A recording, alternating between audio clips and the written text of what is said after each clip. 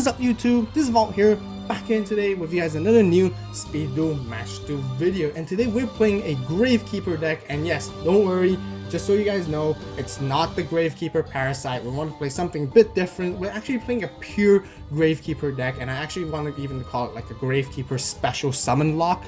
And as you guys probably might know, when I say that, it probably means we're playing the Hidden Temples of the Necro Valley to basically lock out our opponent from special summoning at all completely. And this is going to be pretty fun, so be sure to check out, if you guys want to see a deck profile, be sure to check out the channel. It hasn't been posted yet, but as always, it will be posted a few days shortly after this video. So if you guys want to see the full deck profile, be sure to click that like button, subscribe to the AVAULT channel, and click the notification bell so you guys don't miss out on that video at all. So, and also if you guys want to see it even earlier, if you hit that like button, if we reach up to 100 likes, I will post the deck profile video immediately on the spot as well. So if you guys want to see it soon, you guys know what to do. So today we're playing actually against a very interesting deck.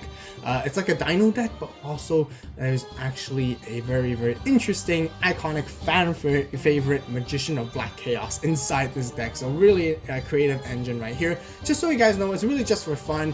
But I think this Gravekeeper deck can be pretty decently powerful when you do get to basically lock out your opponent from special summoning. It really just stops their plays, and special summoning is still such a huge thing even in speed duels currently. So let's just go right into it right here. So we want stone paper scissors. We want our opponent to go first. We'll let them go first. Sometimes you might want to go first instead in this deck, just because you can basically lock them out even faster so they can't be special summoning at all. But you know, because of card advantage, it always, you know, it's just better to go second anyways. They're playing a Bandit Keith, so of course we have to play Tomb of Pharaoh, because essentially it basically it's treated as Necro Valley.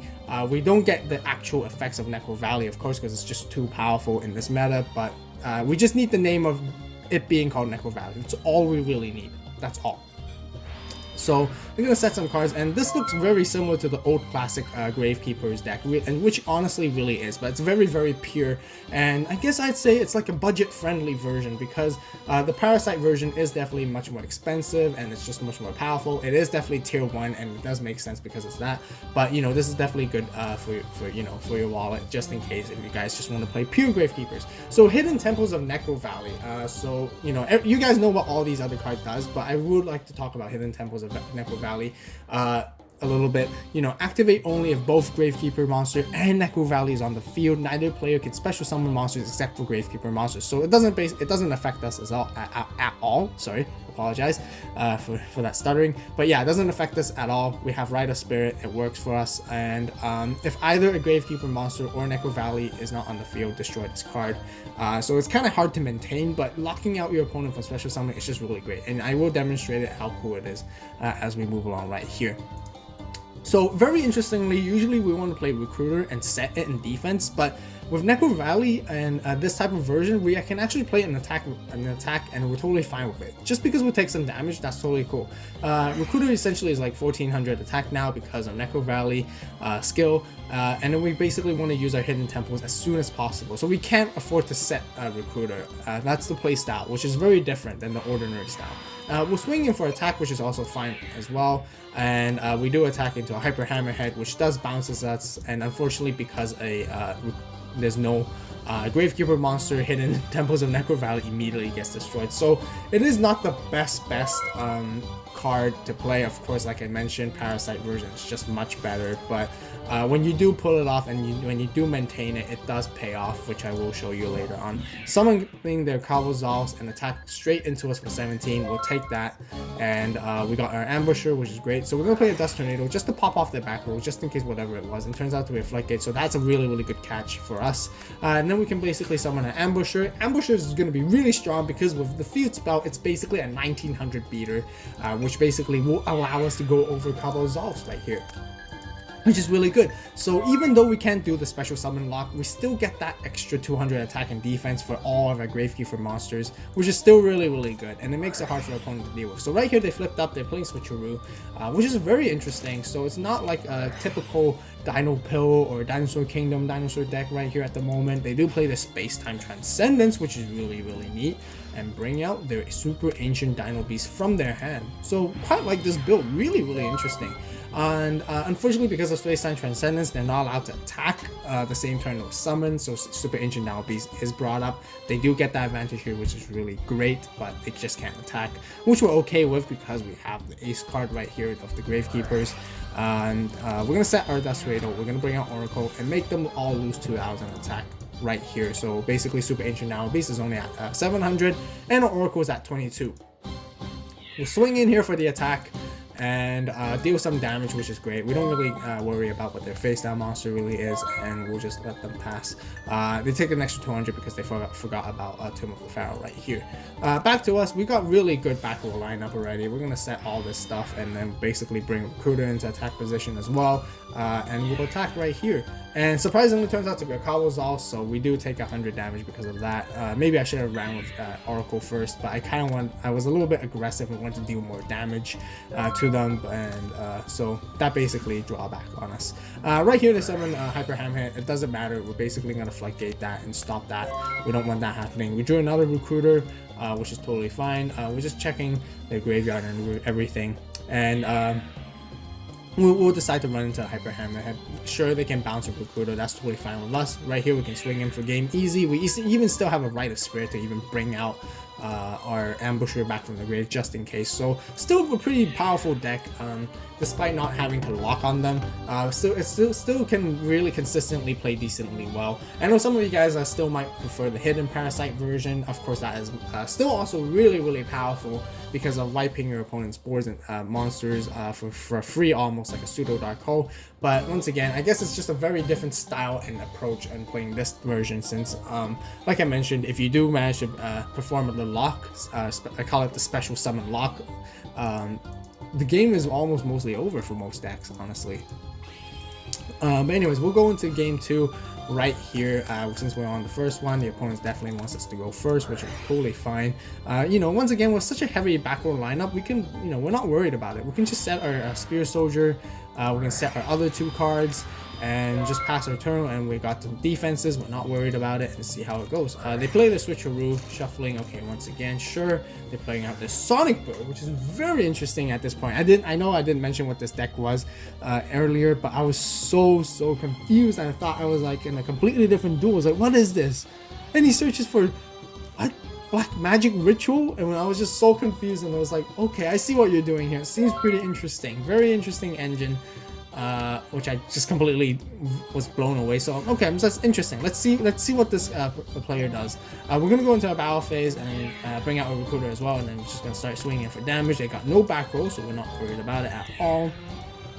Dealing that damage and then passing our turn right here. So they do play their Black Magic Ritual. Oh, I can understand what they're trying to do, because they want to send their monsters to the graveyard so they can use Space-Time Transcendence to bring out their other monsters. So I really like this creative strategy that the opponent's trying to do. But unfortunately, if you don't play any Djinns like that, if you don't play any ritual decks with the Djinn version right now, you're basically susceptible to our Floodgate Trap Hole. But unfortunately, thinking about it, that's a 2600 defense monster, and we can't just easily run into it either.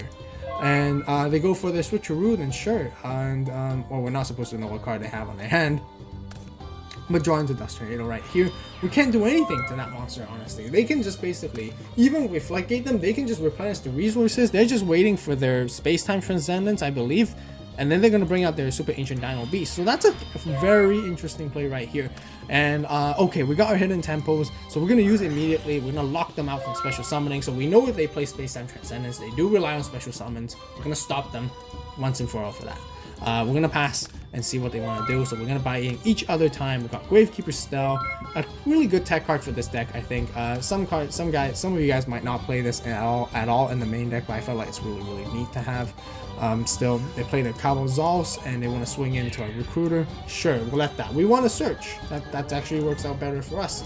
And since we still have a Spear Soldier on the field, the special summon lock is still on them. So we search our Oracle right here, and then that gives us the advantage basically. We're going to play Dust Tornado to pop a back row, and we strike the card that we really needed. I know I accidentally reviewed it earlier, so I apologize for that. So a little bit of a spoiler, but anyways, we got out the key card that was going to basically turn the tides on us and we're gonna play a Rite of Spirit in here. Just so you guys know, I really appreciate it if you guys can help me out here. I'm not too entirely sure of Hidden Temples of Neko Valley's ruling, because as soon as the Gravekeeper monster leaves the field, you basically have to destroy this card. So I was actually kind of deciding or debating whether I should just tribute the Spear Soldier and bring out Oracle immediately, but I don't know if that interaction at that moment would that destroy Hidden Temples of Neko Valley, if you guys understand what I mean, because you have to send Spear Soldier to the graveyard to bring out Oracle. I don't know in between of that window by any chance that Hidden Temples of Neko Valley will get destroyed, because there was I guess there was a short moment that there wasn't a Gravekeeper monster. My theory and my understanding of playing is because I believe that tribute summoning, that you're sending the monster and putting out the new monster both at the same time. So I kind of felt that Hidden Temples of Neko Valley wouldn't get destroyed. But anyways, I just let me know in the comment section down below if any of you guys know the rules and how this card exactly works. Let me know. I really appreciate your help. But just to play around it on the safe side, we just Rite of Spirited a Recruiter just so we can tribute to bring out our Oracle right here, so that we don't lose that potential of not having a Gravekeeper monster at any given time. So we do want to pop their face down. Of course, it makes sense, because if we don't pop that face down, we can't run over it, and we get to search another Oracle, which is even better for us. We have Stell to bring back stuff up. We got another Spirit, which is really good. So we're gonna swing in for attack right here, and they do take 500, and we're gonna try swing in. We can't go for game, but they have 100 life points. Really unfortunate. Almost got for game, but we got the special summon lock, and I can explain to you guys how this is gonna completely stop them right here. They search the Magician with Black Chaos of Senju, so very interesting deck, and really cool stuff. And they can't bring out anything basically. So they have to pass. And we got another Hidden Temples. We do play a lot of it. We want to see as soon as possible, because we want to see the lock as fast as quickly and as fast as possible. And you know, there's often enough times that this card does get destroyed, so we need another one just in case. So we're gonna swing in here and go for game. And unfortunately, yes, they could have actually brought out Magician of Black Chaos and turned the tide on us, gaining the advantage back. But they weren't able to, simply because we have Hidden Temples of Neko Valley, which they're not allowed to special summon any monsters except for Gravekeeper monsters. And you guys can see how powerful this lock really is, which basically got us the game win. And I was really excited to show you guys in action how this really worked. And this works really well against many other decks. There's many other decks, special summons as well. Haven't given it a try against the Cocoon deck. You guys, I highly recommend you guys give it a try against it, and let me know if you guys do. Let me know in the comment section down below how well it was. I mean, if you guys can actually lock it up, you basically stop your opponent from special summoning any of their great moths. So yeah, definitely very powerful. I really like it. Although there's still some drawbacks. I think there's still some consistency issues a little bit here and there. Especially maintaining this card is very difficult. I have to say at certain given points and certain different times. But anyways, we scored 2-0 right here for the match. And if you guys enjoyed the match duel video, be sure to hit that like button. As always, don't worry about the deck profile. We will be releasing the deck profile a few days shortly after this video, so be sure to hit that like button, subscribe, and click the notification bell so you guys don't miss out.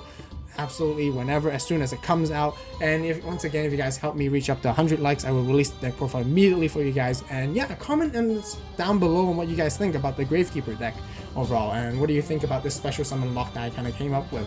I mean, a lot of us kind of knew and anticipated that this was going to be a decent build, and probably there are many players that are looking for this build to be made, and it makes total sense. You know, special summoning, not letting your opponent special summon is just really good, and as you guys can see from this game right here. So yeah, as always, thank you guys so much for watching the video. Comment down below on what you guys think. Be sure to hit that like button, and I really appreciate if you guys can subscribe to the AVAULT channel for more awesome Yu-Gi-Oh Speed Duel content. If you guys want to see more of that type of content, and many of Speed Duel content in general, lots of different variety of Speed Duel content on here. And if you guys want to see more of that, subscribing is the best way to let me know that you guys really like this content and want to see more. And as always, thank you guys so much for watching. You guys have a great day, great night, wherever you are. Stay tuned to the next video. And this is AVAULT signing out.